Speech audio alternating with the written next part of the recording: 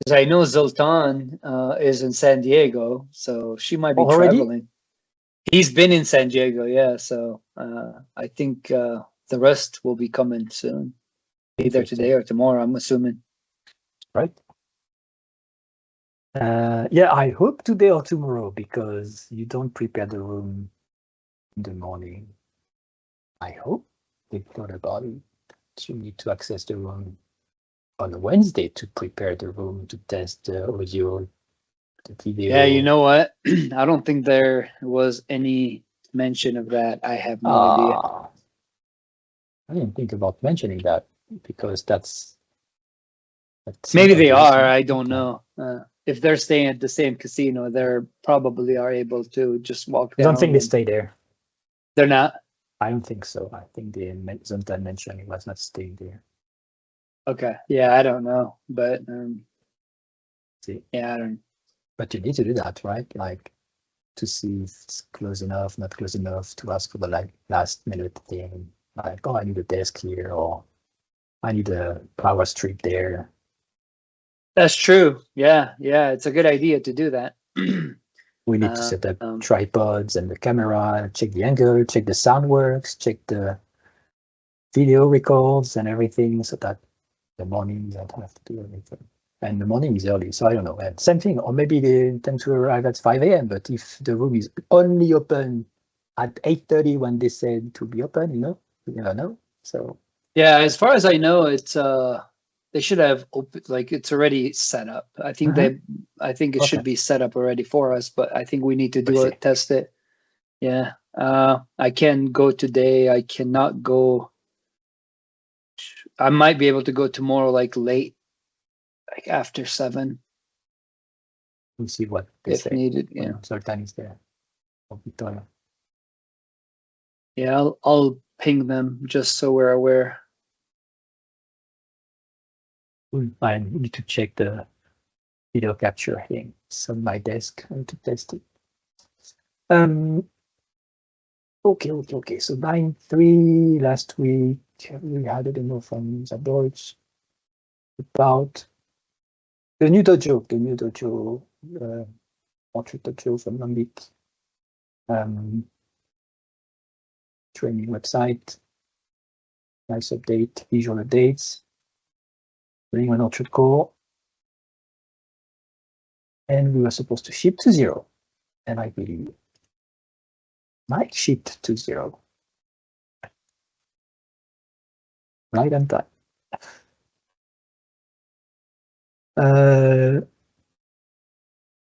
And George, your PR made it into 2.0, right? To the limit, I think. Yeah, that was a really quick hack. I hope it doesn't break another thing. So release 2.0, release 2.0, it's available. And I've been using it since yesterday, just to do some tests, and it's working for me. At least the things I'm using are working. And I'm using the framework only, not the UI or anything. So that, what else? Status. That's the thing. That's the thing here.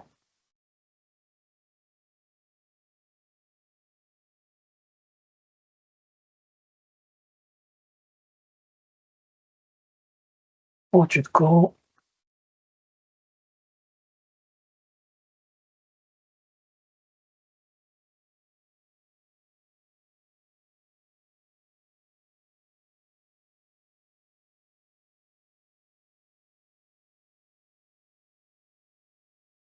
I have it locally because I updated it, so we delete it. It's cleaner.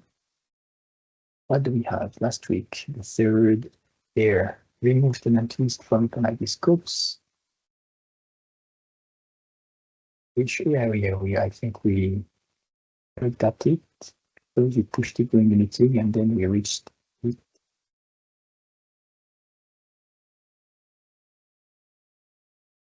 Yeah, we talked about it. Add default OpenID scopes. Maybe we talked about it, probably. Yeah, we talked about it. Oh, I remember. Yeah, I remember. Okay, cool. Then create and set up button to create tenant view. Do the create tenant view. Create and set up. So now we have a button to create and also a button to create and set up the tenant. So once you create the tenant, it'll just take you to the setup screen. Because most of the time after you add a tenant, you want it to go set it up. So it's just a 1 click instead of 30 clicks.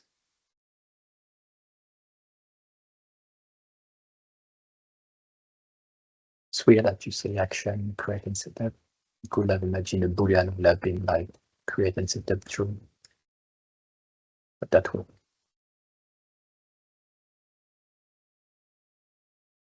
It's just we're able to capture multiple values on the button. So the button action, create an action, the other one is create.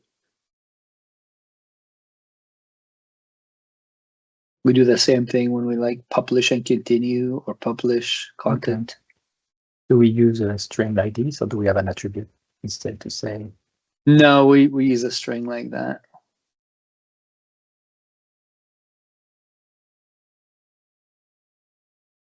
We have a feature in Orchard 1, I'm pretty sure in OrchardCore also, to filter a specific action if it's the same name, but with a discriminator like this. It's not the same thing here because it's not a different action, but we have something like this way we have buttons and it says, oh, but this is the button with this context. Okay. Probably been better if I put that into a constant, but I guess I didn't. No. That would it be encoded? Because it's still it's an HTML localizer, which means it can contain HTML, which means it won't be encoded. So I believe you get the ampersand as is like this, and I think we should have then amp semicolon, such as that.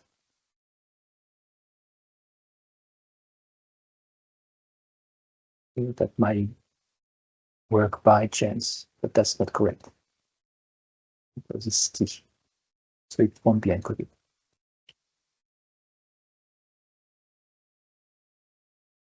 Make sense? But we want ship to point. So it should be HTML? Yeah, this is HTML. So here you are writing it as HTML, and that is not HTML valid. It should be encoded. Oh, that's right. Okay. Because it's an HTML localizer, meaning we don't encode the string, we just render it as is. What is encoded is the arguments because they're not safe. If we wanted to encode this string, we use S, and the result would be encoded because it's not returning an HTML string. Our localization in HTML can contain HTML. See, you can create lesser than, be greater than, so tags, and it will keep them, and this will be kept, and this is not valid in HTML. In HTML, we need to do ampersand, semicolon. So that's the idea. Use expiry-sliding notification cache. Yes, I commented on the PR that having both was ambiguous about what it's doing if you set the two values. So I was saying we should use one, and then either you understood me this way or you decided it was the better way. What I meant was don't have the two of them, just pick one and we keep it, and this is the one we support. But you decided to still have the two and then decide if you define the two, we just choose one. I thought this is what you meant. Yeah. And the absolute always wins because an absolute, and the sliding. Yeah. So if you define absolute, then we'll take that. And if you don't, then we'll fall back on the sliding. That's how it is right now. Not bad. It works. It's just, yeah. So let's explain now. Before this change, the idea was that you define an absolute and you define a sliding. So yes, maybe we assume that it's sliding until the absolute delete, and then it's still resetting, maybe. But in the code itself, in the memory cache or distributed cache, I don't even know if it works like this. I have no idea what's happening. So it's ambiguous. So now, because it's explained,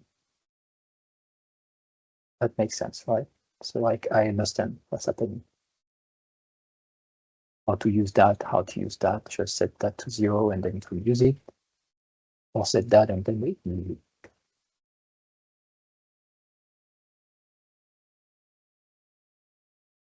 I still wonder what's happening if you define the two. Is it using a memory cache or distributed cache? I think it depends. I think by default it uses the memory, but then if you no, it's the cache. So maybe I don't know. Maybe it's that distributed cache. I don't know. I think you use a distributed cache, but by default, distributed cache I think is a memory. Yeah. Until you have like a Redis cache, and then we override it with like Redis. Yeah, I just wanted to know about the docs about that. So if it's distributed cache, just to know if it's documented.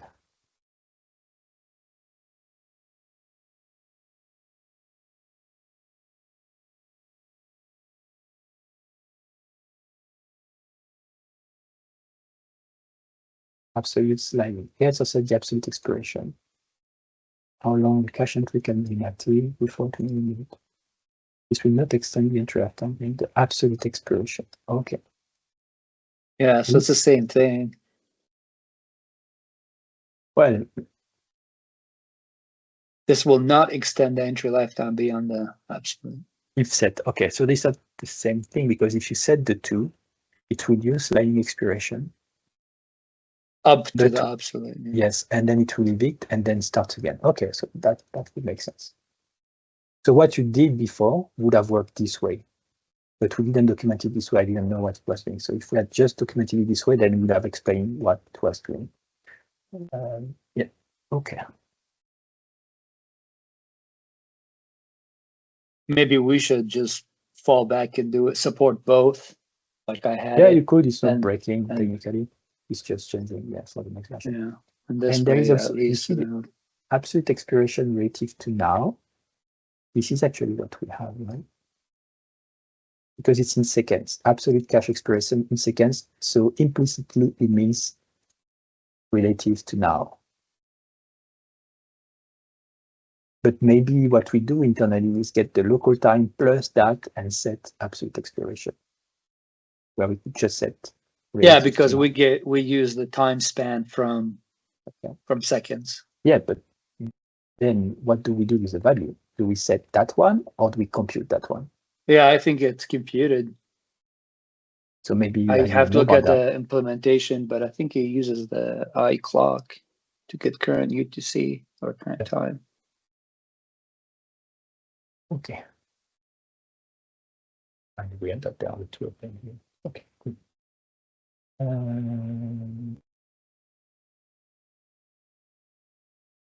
Merge 184 to main.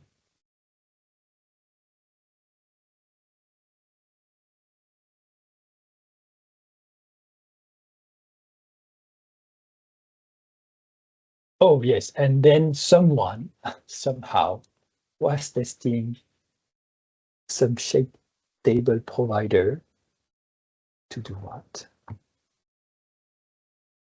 To update,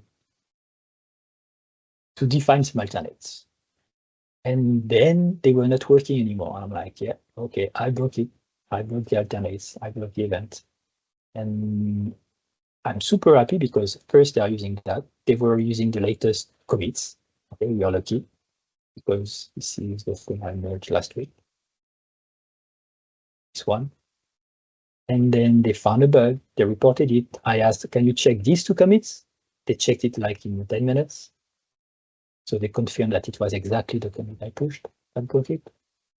And then I understood the issue, which is what I was afraid of, and I reverted the change, mostly the main change I did in this PR, which was to not involve displaying when you create a driver, and change the code that might lead to cache to, instead of using the lambda in the driver, call the processing method just to set the processing event of the shape to the thing that is initialized, such that when we cache, processing won't be invoked. We won't load the notifications if the shape is cached.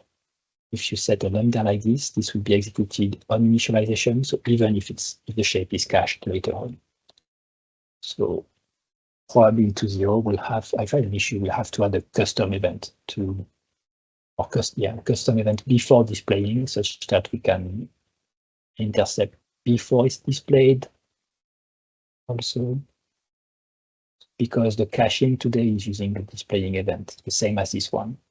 So it's deterministic which one will come first. So we need to be able to say, before anything is displayed, I want to be able to cache. And we don't have an event today, because this is called during displaying.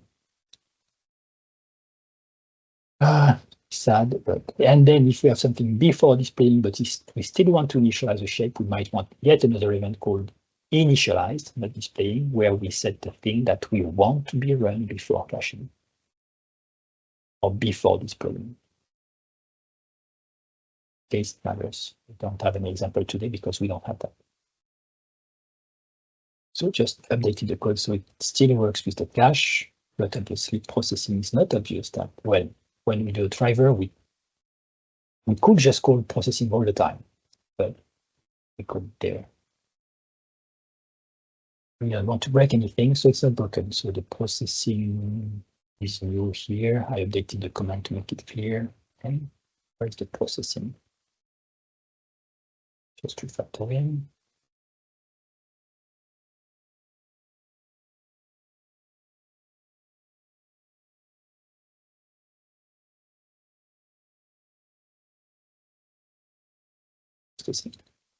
This is a property available on the shape already, but it was not available on the shape result, which is the DTO we are manipulating the driver.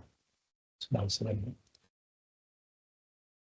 It already has a displaying location, cache, and so on. So I'll just expose it also.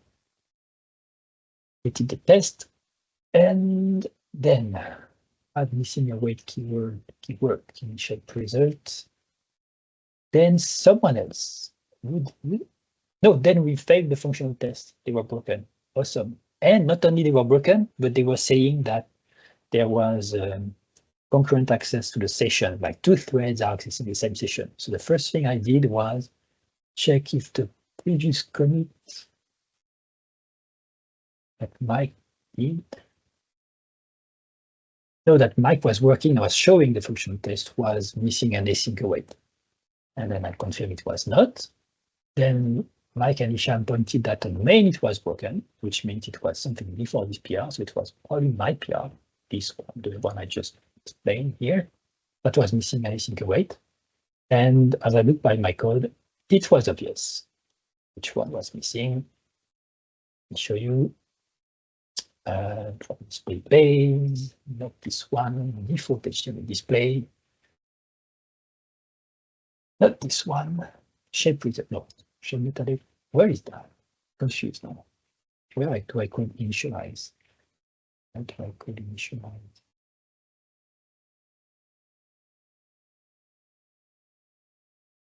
Let's be clear.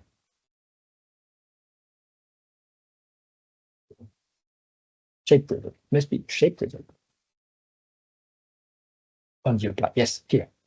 So here, when we call apply to execute the shape result, I say if there is an initializing code, which is the lambda that is passed on the driver, then invoke with the shape. Okay, if it's not null, because it can be null. Okay, but this thing is an async await, is an async lambda. So it needs to be awaited. But if you add await here, then with the coalescing operator, you could await null. And it won't do anything. and then it will fail. So what needs to be done is, it would have been probably nice to call that initializing async, so it's more obvious when you look at the code. yes, and the issue is that if I had written that this way in the first place, like initializing that without the code async, there was a big squiggly and warning that would fail the build saying you're missing an await here. But it's not showing up when you have a null code async operator. So I found an issue on MS Build because they have this warning here, and they should have two other warnings. If you are calling invoke with a null code async operator, they should say you are probably missing an await. And also, don't call await if you have a null code async operator, because it means it can be null. So this can fail with a null ref exception. So two warnings. I find an issue for that.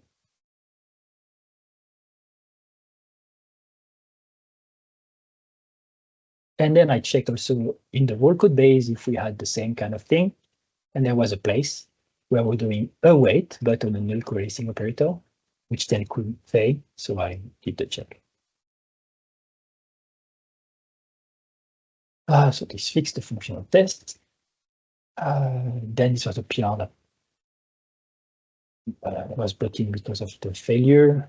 And so this one is creating a new class named AdminNavigationProvider, which implements iNavigationProvider. All the AdminMenu don't implement iNavigationProvider directly, but inherit from AdminNavigationProvider, which will do the check for the AdminMenu automatically for us. And that's it. And then we just implement build async instead of build navigation async. And that's the only change. And there is another one, so the name navigation provider, which will filter for any menu name. So you can inherit that with, example, this one. It says admin navigation provider inherits from name navigation provider by checking that the menu is admin. This is the constant here.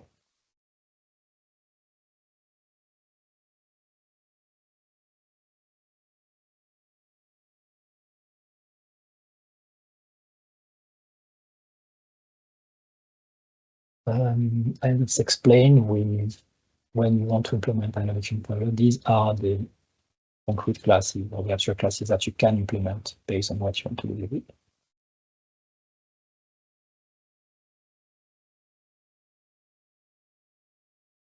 Using ArgumentNullException, you can support implicit casts from JsonDynamicValue because people get the JSON from a dynamic object and then do dot something, dot something, dot something, dot something, and then say, oh, this is a Boolean. So George implemented the try convert, just such that when we have a dynamic value, we can convert it to anything automatically based on the type in the view. And this was something that JSON.NET was doing for us. And also, this was reported by Antoine, I think, on the theme, the Bootstrap theme project repository. And when I saw that, I said, we should just use static types instead of dynamic in the views. We should at least check that we are doing that. Example, if I take a view here, you see, if we don't have a model property, a model directive, like this one, it means model is dynamic. And that's bad for perf. Because I'm pretty sure we know what model is here. Dot content, what is model here? Dot content, it's, or maybe we just know it has a content property because it's a shape, and maybe it will say at least it's a shape, and then get the dot get property content. Maybe that will be better than just doing dynamic here. Just for create a view model for that, saying this has a property content, and pass this view model as a type just to say it has a content. If we do that with a content property, it's replacing. And for admin, we can do that because it's not breaking anything. It's empty model content. We expect it to be a shape. So, did we expect it to be a shape also before?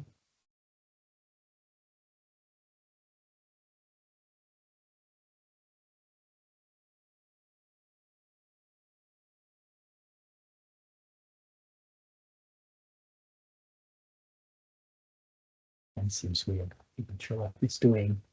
It's creating another shape, which has a property content the same way we do that. So yeah, maybe we should have a type that we can reuse that has a don't content property, which is a shape. This way we don't have to use dynamic. And this is typically what. This is not exactly that because here we are just checking for the nullability. But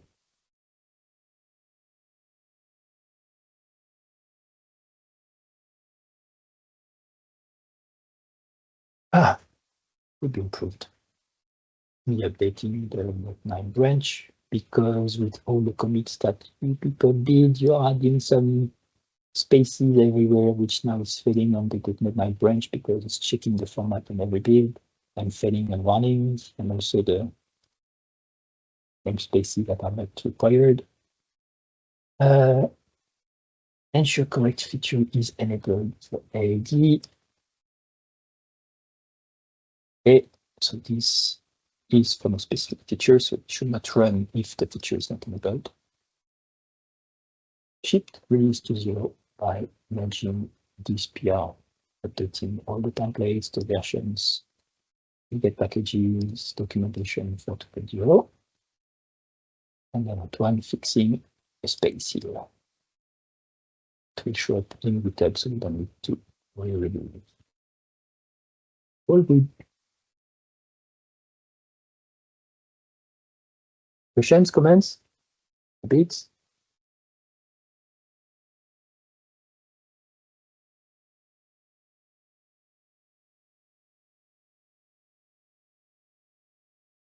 I know on my side.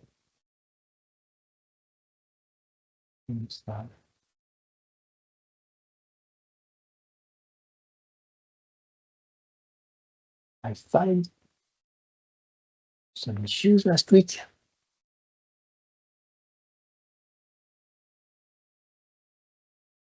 These are simply should be merged apparently. This was from certain because we mentioned that last week that we have a cache property, but we don't explain how to use it. Which context?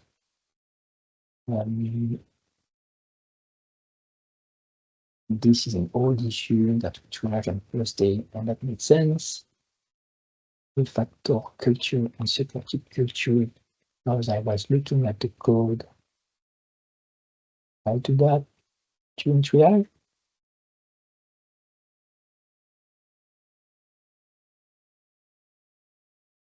I'm sure I did that during triage. I didn't do that during triage. Yes, you did. You did. I did, but Mike, you were not there at the triage? Oh, Mike wasn't there. Yeah, because I'm sorry, say that again. During triage, I created an issue here about this PR that you made, where I said, because we were looking at something that was broken, and then the code was like, that's weird. Why did we write this code? And you made a filter, supported culture, to list all the supported culture of the drawing system. But this is not a filter. Well, this is written as a filter, but it doesn't behave as a filter. Because if I put anything before, it's just returns a list of value. Doesn't matter if you call culture or not. Culture does something, but it has nothing to do with the pipe supported culture. The supported culture implementation, whatever you put as input, something new, empty string, the date, will return the supported culture. So it's not a filter. But apparently you didn't know how to do something else, something like that without a filter. So that's why I find an issue. So we could change that. So it's I not think a filter. this is where we can use a function. Yes, we have functions and it's been enabled, even though correct. But I I think we enabled it after probably this. Yeah, I'm guessing. may interest. But what I'm suggesting is just have something called supported cultures, like we have culture. That is just a property, like culture, but is lazily evaluated to return a value. So in this case, you would just say assign cultures equal supported cultures as an object. Yeah, so I follow you. That's possible to do that. So let's see. And the other comment I made, culture was introduced to bring a static culture for the context. We should just be able to return a new object. Oh yeah, and the way culture was implemented. And I'm not blaming anyone here. The way culture was implemented was complicated just to return a value. It's like creating a culture accessor and then registering the culture accessor type and says, oh, if you access the culture accessor type and the property is name, then return current culture.name. So it's like a bunch of things. So, and it's done this way because we have other things doing this, like environment object. And I suggest here that we should have a reusable thing that lets us say, oh, this is the string culture, and when a property, when it's accessed from these properties like culture.name or anything that it returns reacts.name, then this is what to execute. It's so like a switch case, just a switch case to have to create two types just to create those things. And it might be a change to do it if it's not available, but it seems weird that it's not already available. Like a dictionary of lambdas, just to say culture.name returns that, culture.English name returns that, and not have to do a read accessor class and then register the class and so. We just do it twice. Yeah, we pass the code here.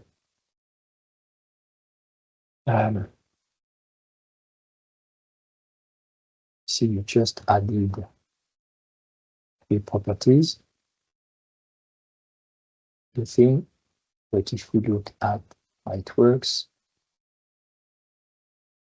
we set culture to a liquid culture accessor, then we need to register liquid culture accessor and say whenever you add it. So we have to create a class for that. And I think it's big. Like, why do we have to create a class to just define strings?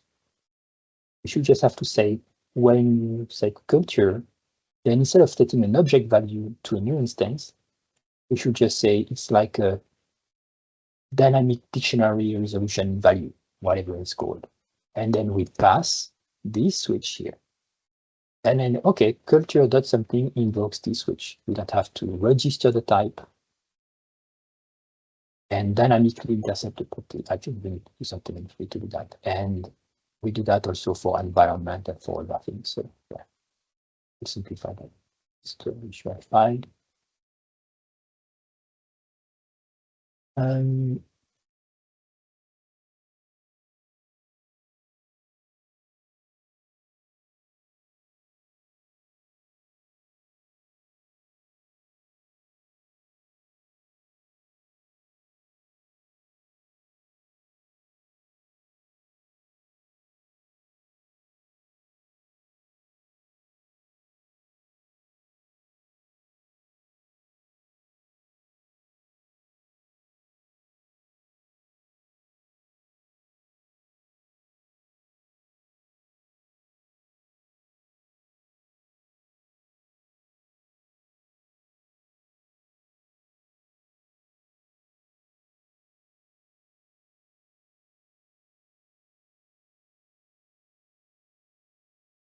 Okay. Maybe not replaceable into 0. We'll see.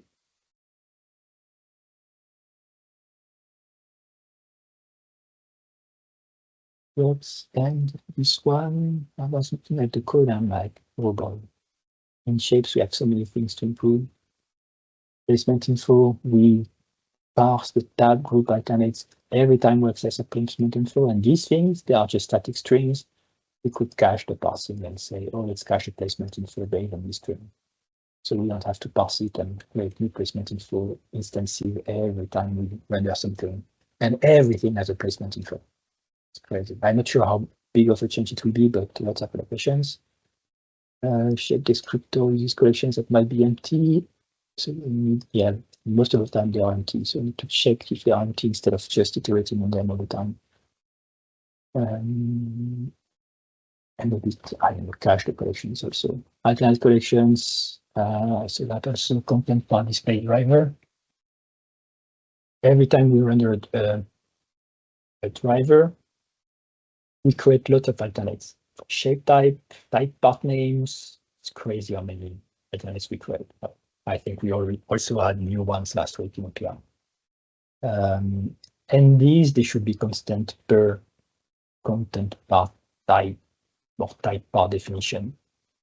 And then we should just create the collections once, reuse these instances of strings and add them to the collections dynamically, or even maybe change how we have alternate collections and have collections of collections. So we could even reuse the collections themselves that we created instead of copying their content. But at least if you can copy the content of cached list, that would be great. Let me show you, I'm sure. Display driver base. This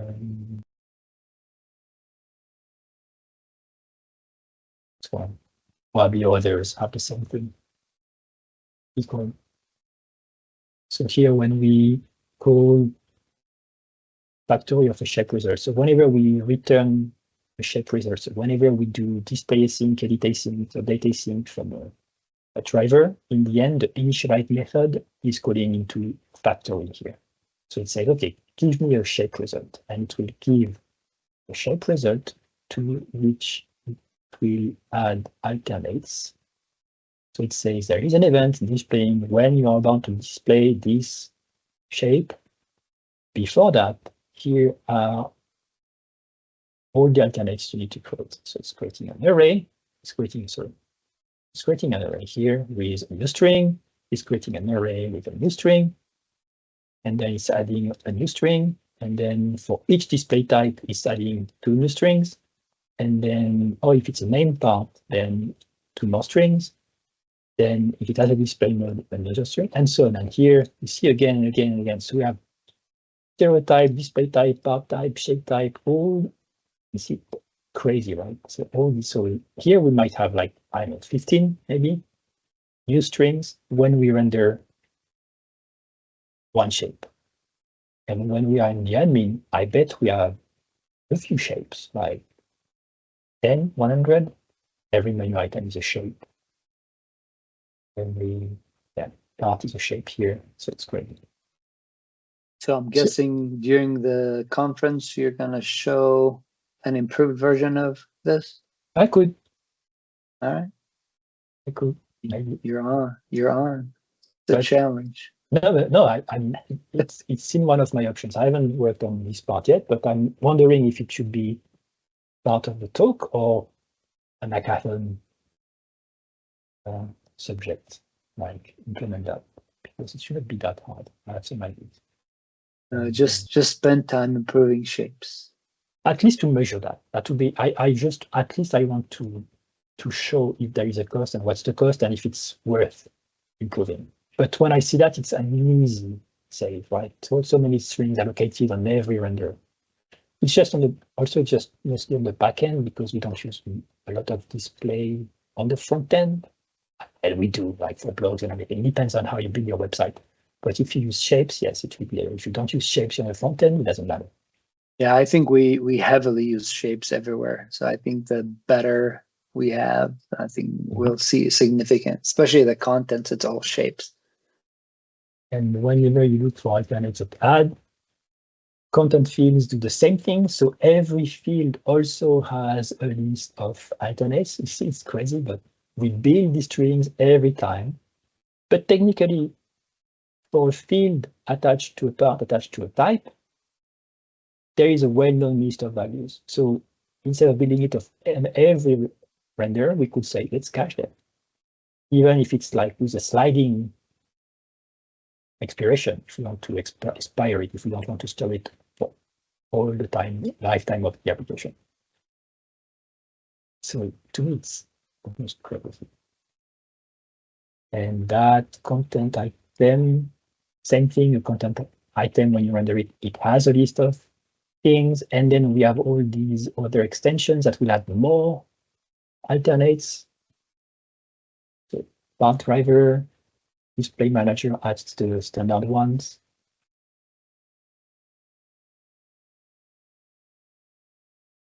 Yeah. We should probably have also the menu ones. So this one, every time you have a content, it will add these ones, the common ones.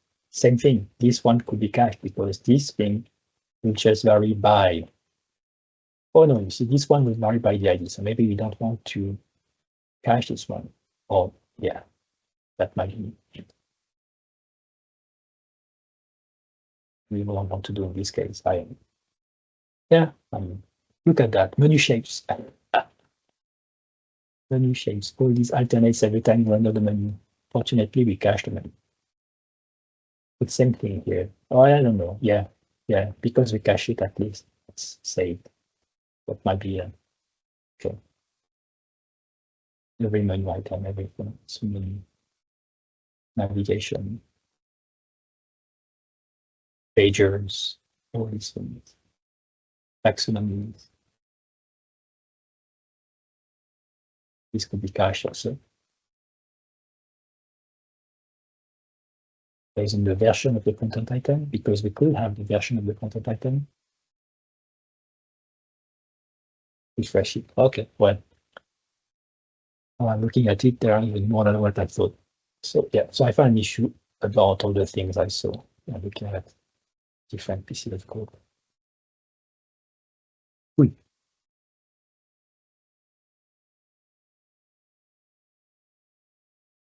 Done? Other topics? George, what are you working on these days?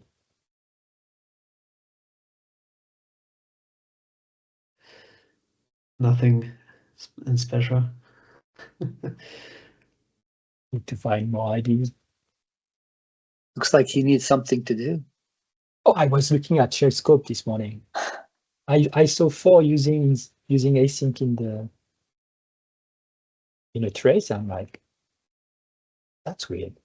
And I look at using async, and I'm like, yeah, that's fine. It's not that complicated actually. The share scope at that point. I just went too deep. Made me think about you because you really try to understand it. Okay, cool. Yeah. Well, Let's see.